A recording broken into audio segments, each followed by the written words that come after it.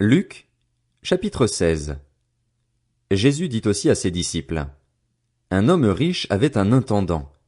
On vint lui rapporter qu'il gaspillait ses biens. Il l'appela et lui dit: Qu'est-ce que j'entends dire à ton sujet?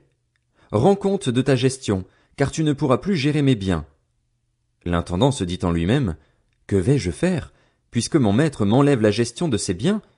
Travailler la terre? Je n'en ai pas la force. Mendier? J'en ai honte.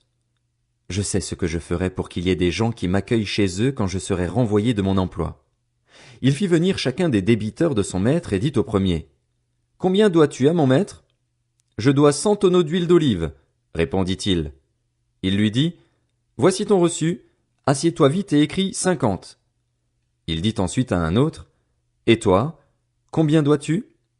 Je dois 100 mesures de blé, répondit-il. Et il lui dit: Voici ton reçu, écris 80. Le maître fit l'éloge de l'intendant malhonnête à cause de l'habileté dont il avait fait preuve.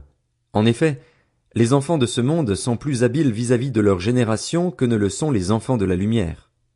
Et moi, je vous dis, faites-vous des amis avec les richesses injustes, afin qu'ils vous accueillent dans les habitations éternelles lorsqu'elles viendront à vous manquer. Celui qui est fidèle dans les petites choses l'est aussi dans les grandes, et celui qui est malhonnête dans les petites choses l'est aussi dans les grandes. Si donc vous n'avez pas été fidèle dans les richesses injustes, qui vous confiera les biens véritables? Et si vous n'avez pas été fidèle dans ce qui est à autrui, qui vous donnera ce qui est à vous? Aucun serviteur ne peut servir deux maîtres, car ou il détestera le premier et aimera le second, ou il s'attachera au premier et méprisera le second. Vous ne pouvez pas servir Dieu et l'argent. En entendant tout cela, les pharisiens qui aimaient l'argent se moquaient de lui. Jésus leur dit: Vous cherchez à paraître juste devant les hommes, mais Dieu connaît votre cœur. De fait, ce qui est très estimé parmi les hommes est abominable devant Dieu. La loi et les prophètes ont subsisté jusqu'à Jean. Depuis lors, la bonne nouvelle du royaume de Dieu est annoncée et chacun cherche avec force à y entrer.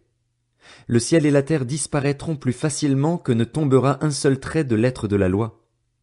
Tout homme qui renvoie sa femme et en épouse une autre commet un adultère, et tout homme qui épouse une femme divorcée de son mari commet un adultère. Il y avait un homme riche, qui s'habillait de pourpre et de fin lin et qui chaque jour menait joyeuse et brillante vie.